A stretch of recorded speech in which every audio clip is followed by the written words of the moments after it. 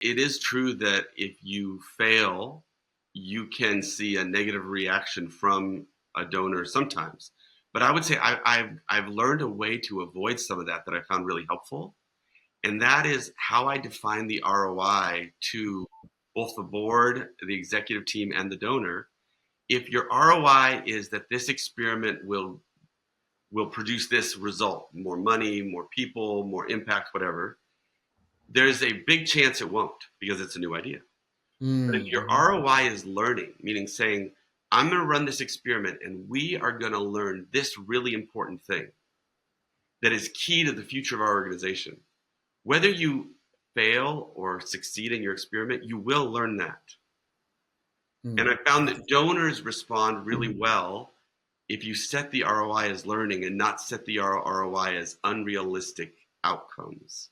Well, hello everyone. Welcome to another episode of Up Next. I'm here today catching up and talking with the dear friend Jon Hirst, who we were just talking about. You are now living in Wisconsin now, right, Jon?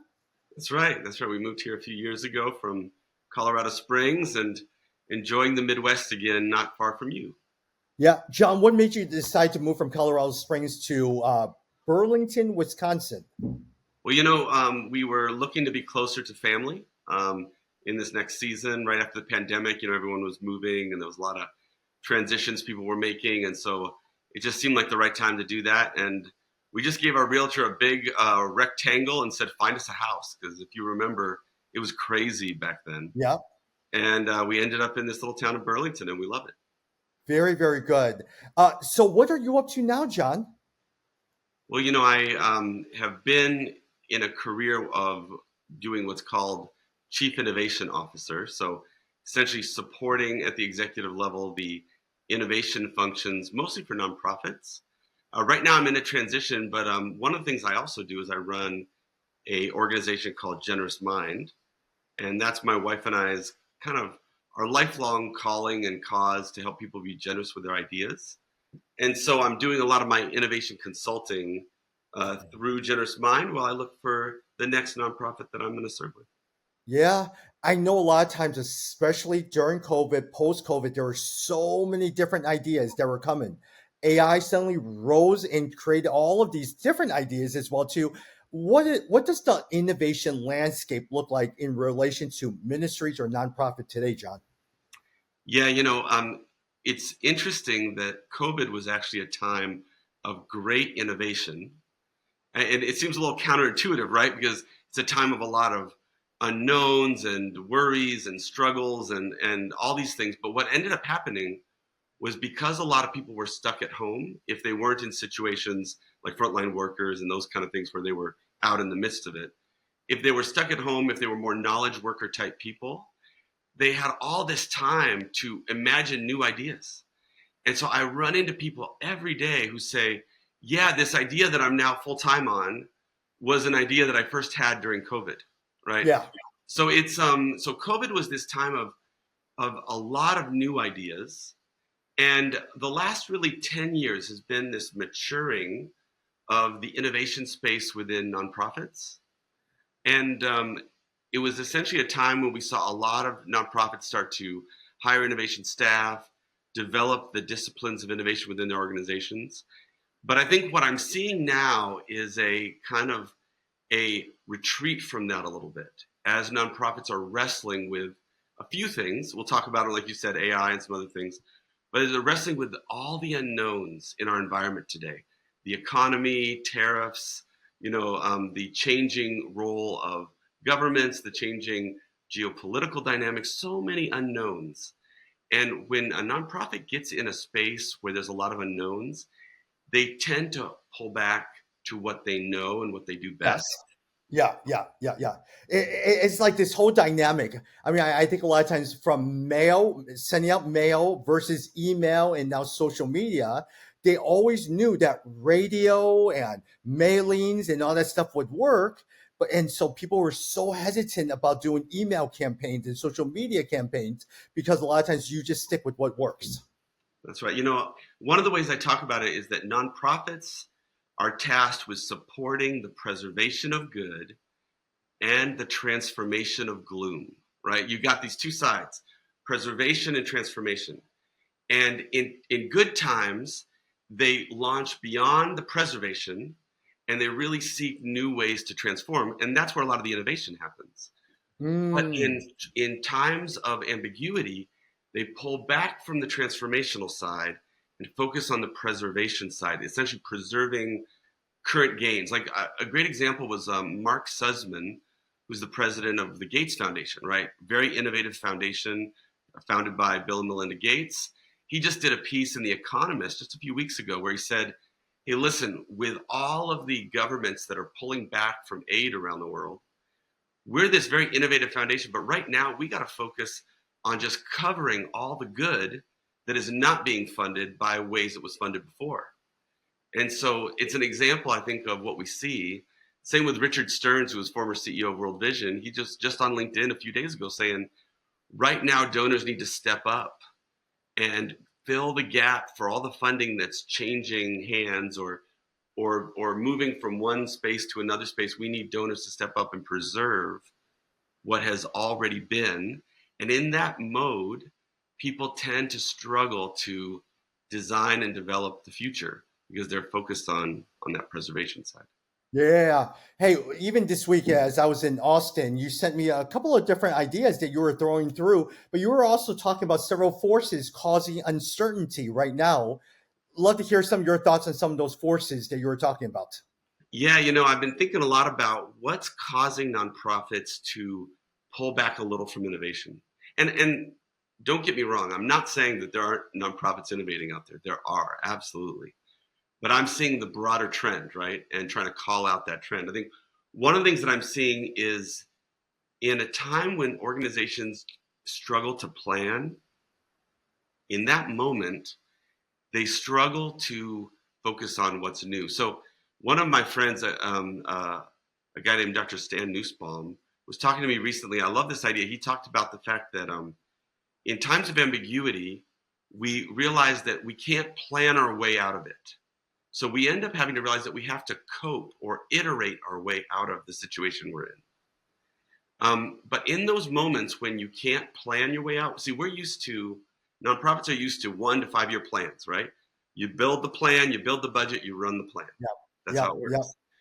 In today's time, that's very, very difficult to do because on a daily basis, your plan is having to be modified. So what you have to be able to do is come up with an iterative process that allows you to have a way forward.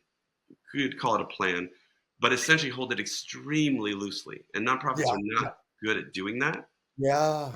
And so that's one thing. I think another thing that I've noticed that John, can I stop you real fast yeah, right there? I mean, it's even for us. We are in our second strategic plan for Resource Global. We yeah, have a plan from 13 cities to 25 cities by 2020, by 2030. But going with what you say is we actually even have 90-day plans, which we're mm, sitting there. Okay, let's complete this 90-day. Do we need to change some things around those 90 days? Let's change it. Do we have to change up our focus, our numbers, all of those things? So we're constantly changing it and evaluating every 90 days. I love that, Tommy. That I think that's a great example of iteration because 90 days is a great chunk because it's you get essentially 3 months to try to actually try some things, Yeah. but you don't go a whole half a year, which is eternity in today's world, right? It seems like a half a year is so many cycles. So I really love that approach. That's a really great idea. Um, one of the things that's changing a lot is the area of AI.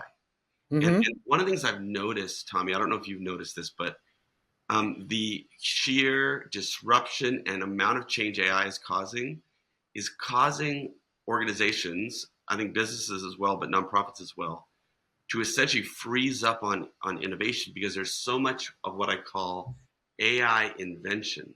So much inventing is going on that we're struggling to then apply that into what I would call innovation. Have you Mm. heard that difference between invention and innovation? Is that distinction Mm-mm. ever come up with you before? Uh-uh. No, please go ahead.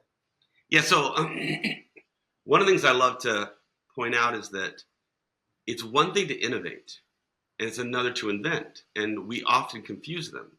So an inventor is someone who goes into a garage and tinkers and comes out with a new thing, right? whether or not that thing is ever used or not, it still was invented. Yeah. An innovation, I love Richard Lyon's definition, fresh ideas that generate value. An Mm. innovation doesn't exist just because a fresh idea was birthed or came to being. It has to generate value, meaning it has to be used in society. It has to solve a problem. It has to sustainably have a model to rejuvenate itself, to fund itself. And right now in AI, we are inventing every day, and our innovation capabilities are way behind our inventing capabilities because that's just the moment we're in. So, for example, every day I get a newsletter called the AI Rundown, and I open that newsletter every morning, and I assume there'll be an entirely new invention with AI that's going to potentially shift what I need to do even that day. So, like yesterday, something happened that was reported today.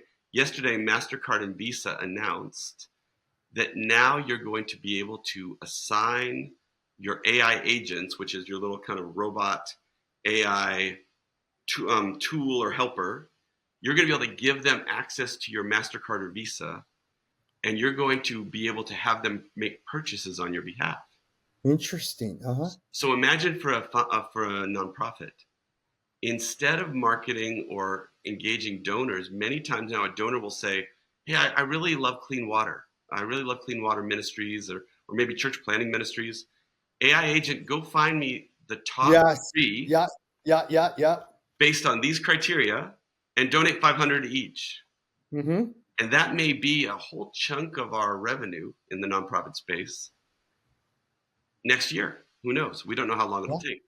Yeah. Yeah. In Yeah. that pace of change, it's you get overwhelmed. It's almost like paralysis happens when you get into that moment where there's so much change that you don't know what to do next because you don't know what's going to work, what's going to fail, and so you freeze up. I think I'm seeing a lot of that happen in the nonprofit space. Yeah, yeah. Do you feel like within the nonprofit space, you told me that a lot of times you were the chief innovation officer. Are you seeing an uptake of people hiring chief innovation officer, or has that plateaued a little bit where people say, well, let's just see where AI goes, we could contract that out, all of that stuff. What are you seeing on the landscape? Yeah, we were seeing a real uptick in that role. Yes, yeah.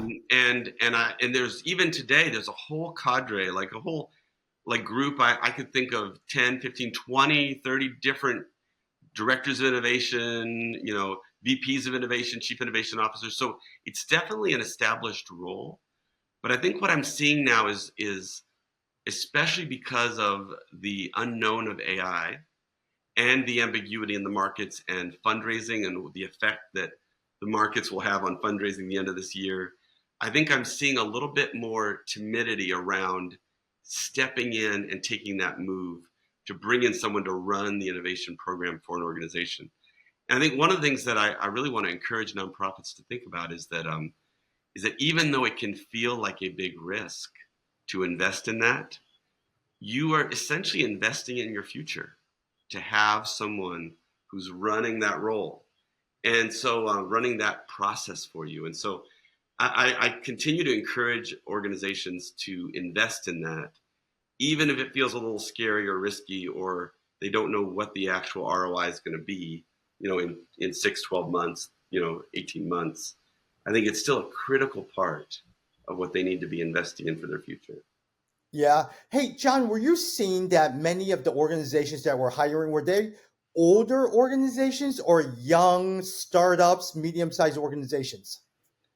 I think it looks different in the startup environment versus the established institution. The established institution is going to have a VP of innovation or something like that, right? They're going to have someone who comes in and establishes the processes that allow anyone in the organization to raise their hand and say, I got an idea, and that idea has a pathway, right?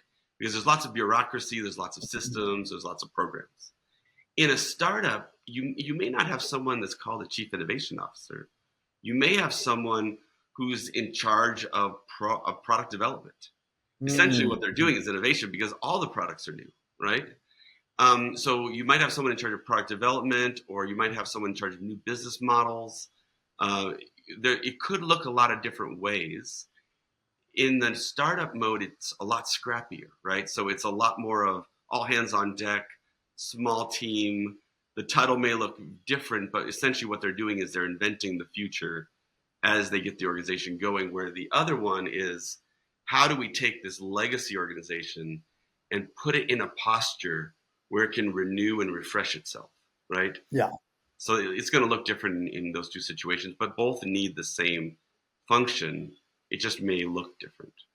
Yeah, yeah. Even for you, in terms of conversations that you are having with organizations, is it more of a full-time role, or are many organizations looking for more consulting part-time role?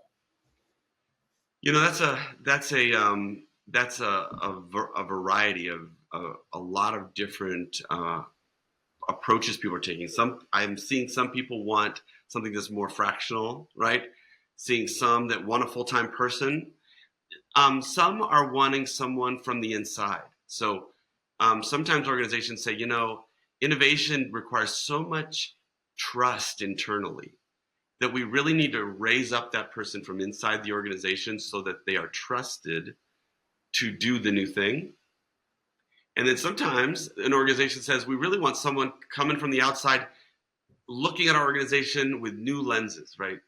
They don't have all the old baggage of how we've always done things. They can come in and reimagine it in whole new ways. So I kind of see different organizations take different postures towards the role. And all are really valid. There's a place for each one of those. Yeah, yeah, yeah.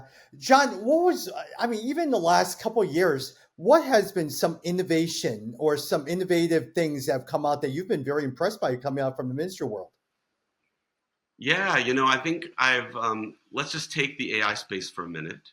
Um, and let's take the work being done around um, with video being able to have subtitles in other languages, or even dubbing the voices in other languages.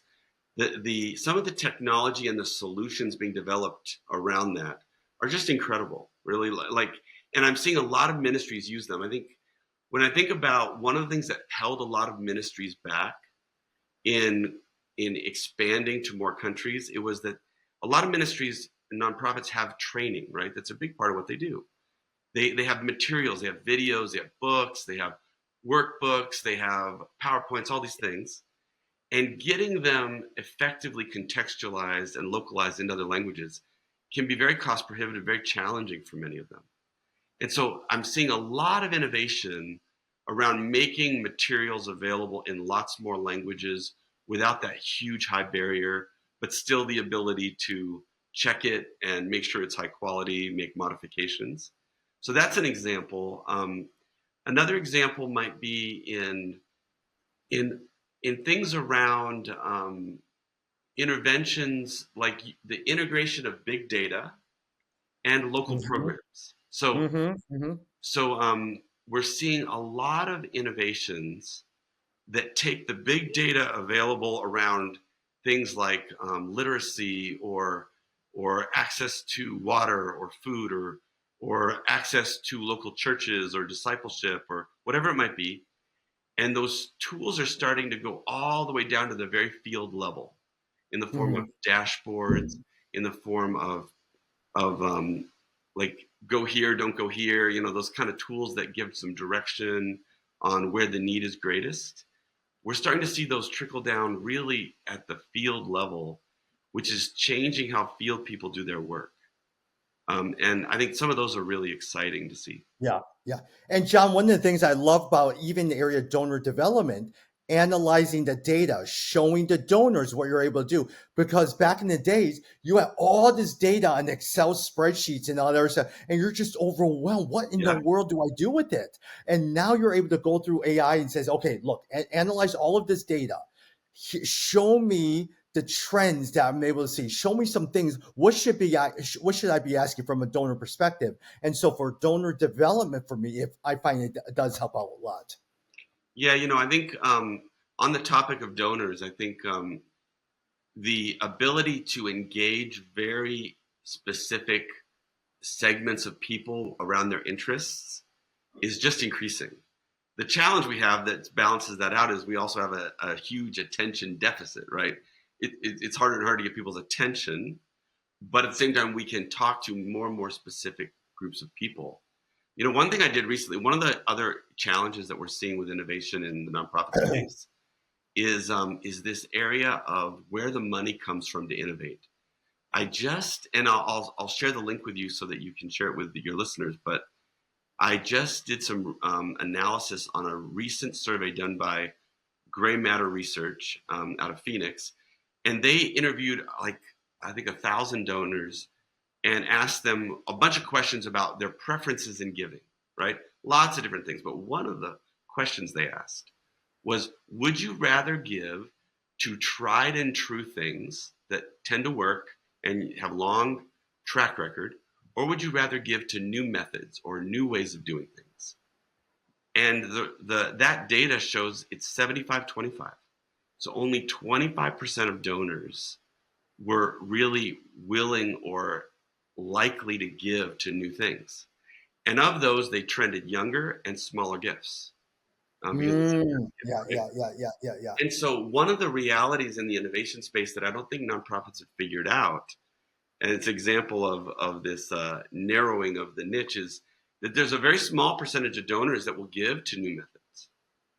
And a lot of times our nonprofits haven't figured out how to zero in and know who those donors are, or they haven't diversified their revenue to have different ways of bringing in money that can be used for more of those future kinds of things. Or, John, I do find that when I do talk with certain ministries, a lot of times they don't know how to communicate their innovative ideas. They talk in such broad ideas. They're throwing ideas. Don't tell people all the ideas that are in your head. You got to be able to test pilot some of those ideas before you throw it out there. No, Tommy, that's so smart. I think when you think about how you talk about innovation, you're absolutely right that we tend to talk in ideas and abstractions. There's so many ambiguities. We don't know how it's going to work out. And that's why experimenting is so important. Yeah. Because an experiment can be very specific. I have all these test ideas, and Donna, who works with me, could tell you, I have all these test item ideas in this test kitchen of mine. And if I sat there and told you all my ideas, you would be overwhelmed. And your feedback to me is, I can't trust you to do any of these ideas well because you're all over the place. But if I tell you, hey, look, here are the 5 ideas, but I've tested out each of these 5 ideas, and here's where I'm going out of these 5 ideas. This one has emerged. Here's why. Here's what we're thinking about doing. And we've test piloted out. This is what we're hoping to do, but it's going to cost us maybe $10,000 to test pilot even further. You now know I put some versus, John, I need $600,000 to see if this idea will work. Right. No, it's to build that trust in a new idea. A donor has to see that you have a process. Like, it's not just an idea because it was in your head. I love that idea of Tommy's test kitchen being your head. But you're right. Like, that's how it feels a lot of times. What donors want to see is they want to say, we have a process by which we look for new ideas. We experiment with them. We kill the ones that don't work, and we move the ones that do work forward, and we invest in them. When they see that you have that process, that gives them a level of trust. Yeah. That even though this is new, it's not just simply being thrown at the wall randomly, right? Yeah. And John, wouldn't you say a lot of times with donors, you have one shot. So maybe you'll find a donor who will sit there and say, Tommy, I like your idea for $50,000. I'll give it to you. But you completely wreck the idea. You'll never have a chance again. So you got to come up with better ideas that more thought out, because you want to grow that 50,000 to 100,000 to 150 or 200,000, but you got to build trust in order for them to do that with you. Yeah, it is true that if you fail, you can see a negative reaction from a donor sometimes. But I would say I've learned a way to avoid some of that I found really helpful. And that is how I define the ROI to both the board, the executive team, and the donor. If your ROI is that this experiment will produce this result, more money, more people, more impact, whatever, there's a big chance it won't because it's a new idea. But if your ROI is learning, meaning saying, I'm going to run this experiment and we are going to learn this really important thing. that is key to the future of our organization. Whether you fail or succeed in your experiment, you will learn that. And I found that donors respond really well if you set the ROI as learning and not set the ROI as unrealistic outcomes or Very impact. good. That's a good point. That's a good point, John. Okay. Hey, John, going back to the AI conversation, Yeah. is where do you see it going? I mean, at least probably not for next year, it'll completely change, but even from now until the end of the year, what do you see it developing as? Yeah, this is a really interesting time we're in because, like I said, the changes are daily, and they're accelerating, um, but they're not quite here yet. Meaning, if you try to use some of this stuff today, you get a little disappointed because it doesn't quite do what the hype says it might do. What's Mm. coming is this. Essentially, we are entering a time when you will be able to sit behind your computer and have 1,000 AI agents doing 1,000 things for you simultaneously. So you can be booking your vacation to Hawaii. You can be researching a major new project.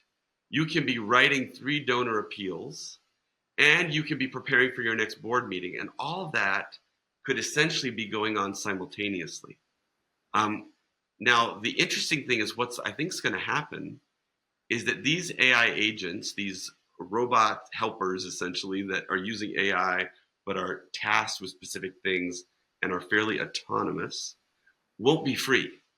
Meaning, you will be able to buy an AI agent that does board reports, let's say. Um, Mm-hmm.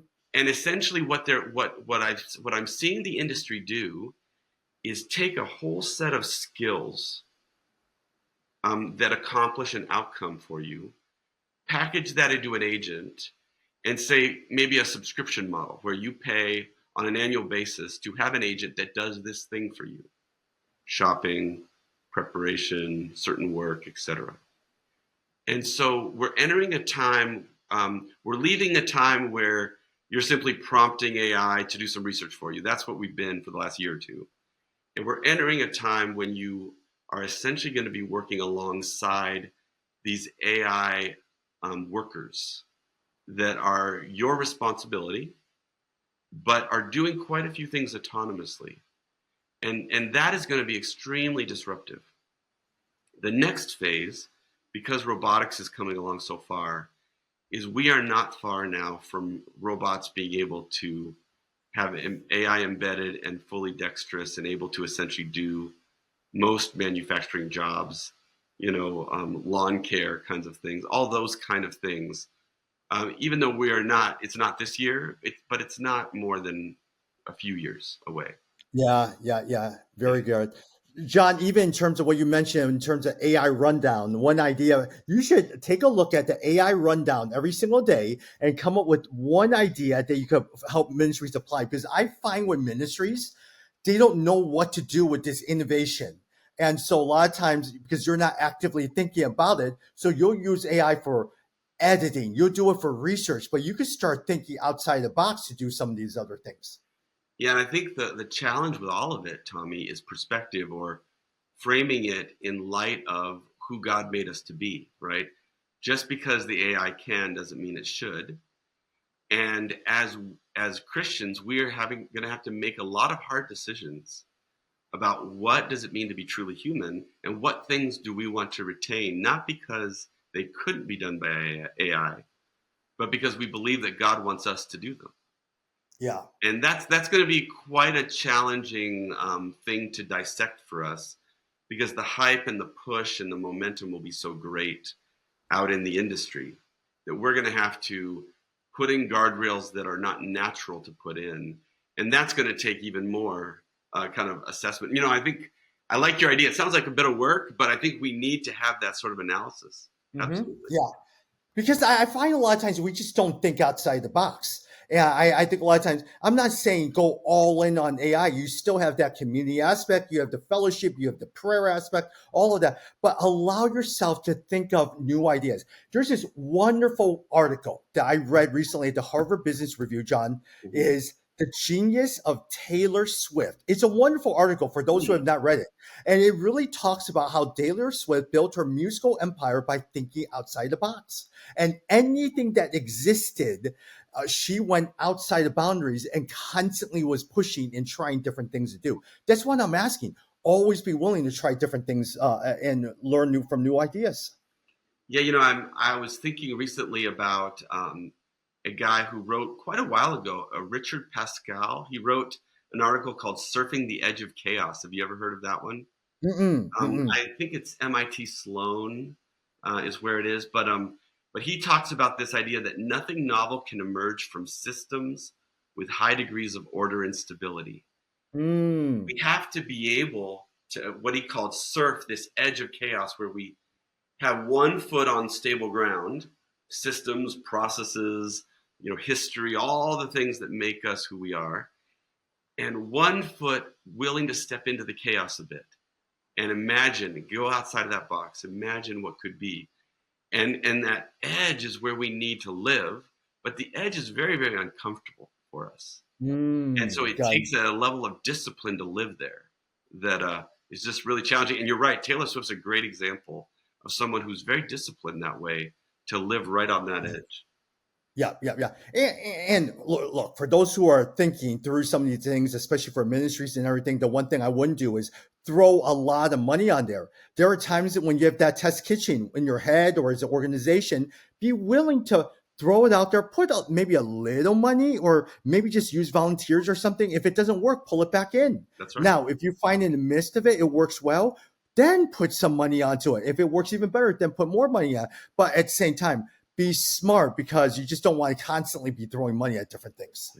Yeah. One of the things that I found out in one of my previous roles is we gave two sets of grants out to innovators. We gave like a $7,000 grant and a $1,000 grant. And my Yeah. thinking as for my own framework was, oh, the $7,000 grant winner will take it more seriously and produce more results. And the $1,000 grant winner will do less. Hmm. Well, actually, I found that wasn't the case because when you get the bigger grant, you put more pressure on yourself to do it right, meaning you are less likely to try something quickly and just get out there and try it and learn from it because you feel like, oh, I got to put a plan in place and I got to get all this structure and I've got to deliver the results. So actually spending $500 on a new idea is better than spending $5,000 on a new idea. Interesting. Okay. Yeah, yeah, yeah. John, can people find more information about what you're up to? Well, I've got a site called innovationinmission.com, and that's a great place to go. They can find me on LinkedIn. Always happy to connect there. One of the things that I just developed that I wanted to make available to people was I've developed a 6-step guide to setting up your nonprofit innovation team. And Yeah. it walks you through everything from the budget to your definition of innovation to your KPIs for your staff to how to measure it. It's just all free. It's just a tool to use.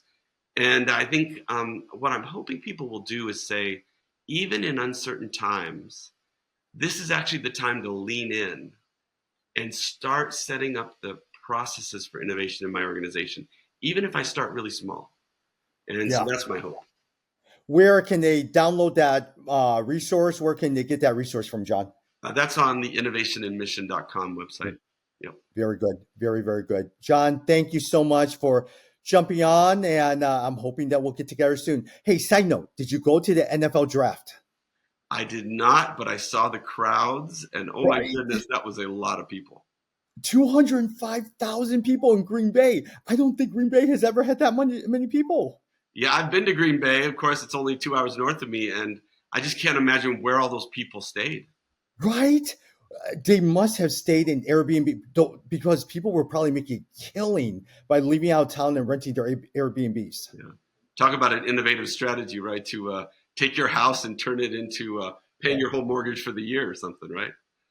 Thank you so much, John. All right. Have a great day. See you soon.